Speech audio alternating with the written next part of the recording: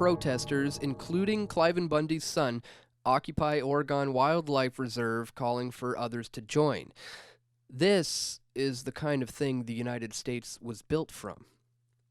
The Second Amendment exists not so people can go hunting or practice their target shooting, but it's to stand up against a tyrannical government. Now, that doesn't mean that things need to turn violent. In fact, it's better for everyone if everything from here on out plays out as peaceful as possible. But the ability for Americans to own guns and to open carry and to bring them to a protest is what separates the great American experiment from the lowly democracies of this post-industrial banker-occupied world order. What's happening in Oregon could be the start of the Second American Revolution. In the state of Oregon, the federal government owns 53% of the land. A century ago, it was promised that this land would be handed over to the local authorities. But here we are in 2016, and unelected bureaucrats in Washington, D.C. are still calling the shots. They determined land use, despite not living there. And of course, as is expected, these land policies are completely in line with Agenda 21, which we'll get back to, but what should be understood now is what provoked this standoff in the first place. Well, it started when father and son, Dwight and Steve Hammond, decided to burn 150 acres of property that apparently belonged to the Bureau of Land Management, which is an agency within the United States Department of the Interior.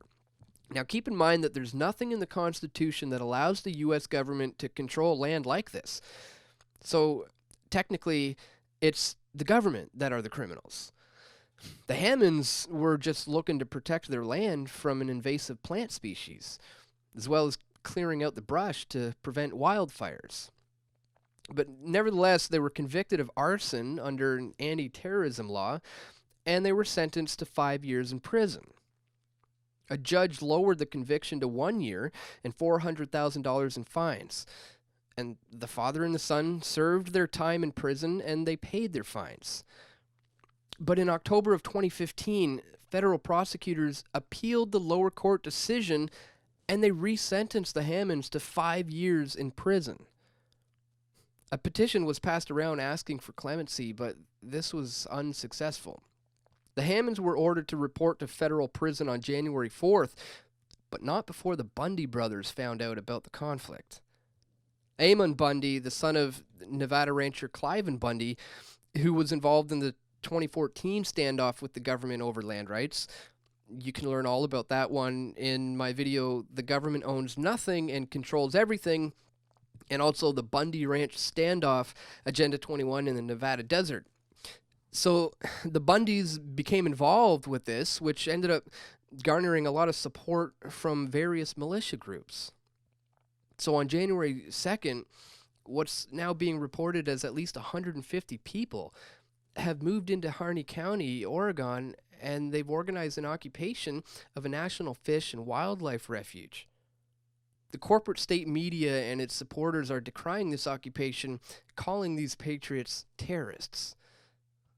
This, despite the fact that so far they have caused no violence, they've not murdered anyone, they certainly haven't shot up a public space in the name of the Constitution or anything like that. Agree or disagree with their actions, all they've done is break into a federal building and occupied government land. Not so different from the leftist-inspired Occupy Wall Street. But of course, this is about something bigger.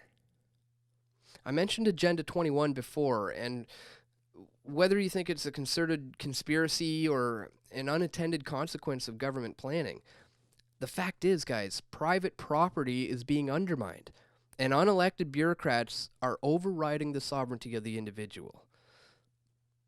Power is becoming more and more centralized, and property rights are being just cast aside.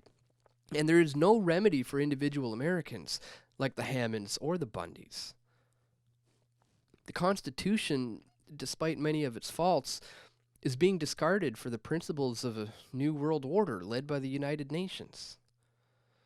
In the context of the American tradition, the actions of the U.S. government completely justify a revolution.